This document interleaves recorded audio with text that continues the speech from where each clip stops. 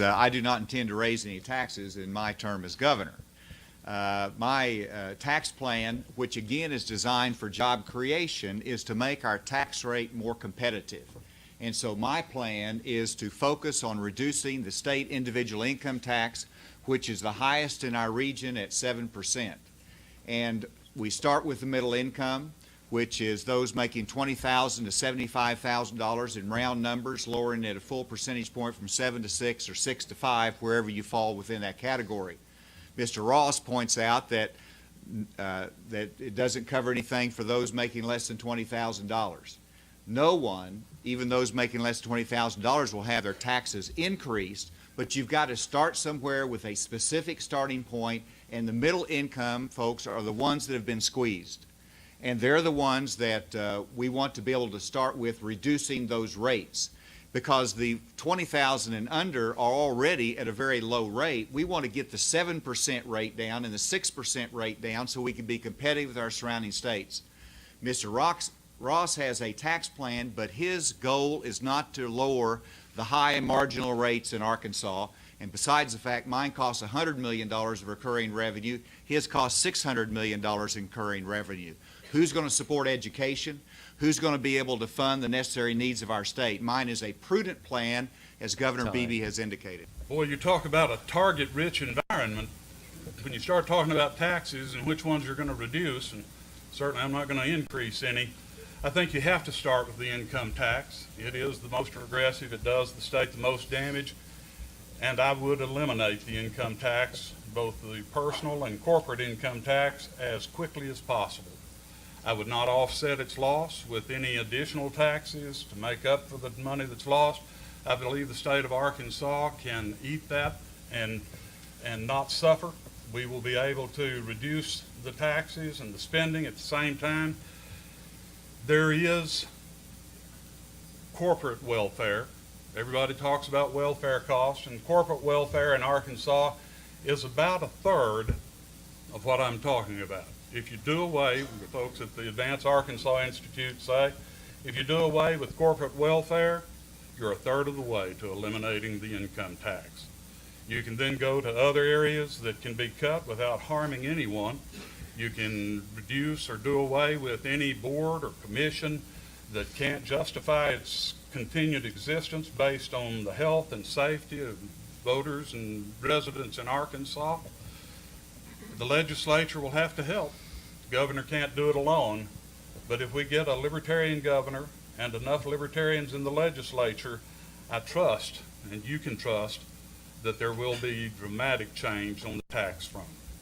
I support lower fair taxes. We have 6 state income tax rates, and yet 60% of the hardworking folks in this state are paying the top 2 rates. 1 out of every 3 is paying the top rate. The top rate starts at $34,000 a year. A single mom working 2 jobs to make ends meet is paying the same top state income tax rate as someone making $340,000 a year or someone making $3.4 million a year. In 1971, that same worker was paying 3.5%. There's nothing fair about it. As governor, I'm going to fix it, and I'm going to fix it the same way Governor Beebe took the sales tax off groceries. And if you'll recall, this is ACE's 4th consecutive decade to run for statewide office. Last decade, it was against Governor Beebe, and he said it was an empty promise. Governor Beebe would never do it. Well, guess what? He did it in a fiscally responsible way. 80% of the sales tax on groceries has now been taken off. ASA wants to cut $100 million in tax revenue and then worry about funding education, Medicaid, and public safety and balancing the budget. Under my plan, we're going to balance the budget. We're going to fund education, Medicaid, public safety, and then as we have revenue growth, and we always do, we're going to balance the needs of the state with implementing this plan. It took us 43 years to get in this mess. We're not going to fix it overnight, but I've got a concrete plan on paper to fix it, and you can go to MikeRoss.com to read the entire plan. Thank you.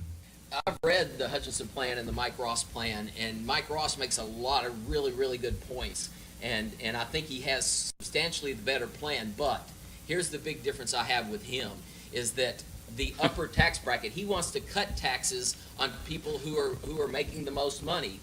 I don't believe in that. I believe if you're benefiting from this form of government, if you're benefiting from the capitalism and the natural state and you're doing that well, then you should pay a higher percentage of your taxes. I don't think we should lower the taxes on people making more than $150,000 a year. I think we should increase the taxes. And we use that to do away with the sales tax completely on food and lower our sales tax. Our sales taxes are extremely regressive. People that are working those two jobs, they're spending so much of their money on food and essential items, a bigger percentage of their income is going toward taxes than the person who is sitting back and bringing in $200,000 or $300,000 a year, or $1 million or $5 million or whatever. Those people that are doing so well, it's reasonable to expect that they would pay a higher percentage toward continuing the form of government that we have. Our minimum wage is too low. We need to have a living minimum wage. And that doesn't mean moving out of the ranks where we're one of 4 states that has it below the federal level. We need to have a real minimum wage. I think a reasonable minimum wage in Arkansas is $10 an hour. And I think that will increase our tax income as the minimum wage increases, because it's always a percentage of it. But I would raise taxes on the highest income bracket, but other than that, I like the Mike Ross plan. I'm glad the Green Party agrees with Mike Ross and his plan. And that's a key distinction. Basically, there's not any desire to flatten our state income tax as I want to flatten it. And that's what it takes to be competitive. Missouri just lowered their state income tax. Surrounding states are doing that from a competitive job creation standpoint. At 7%, we're losing our entrepreneurs. We're losing our job creators. We've got to lower that.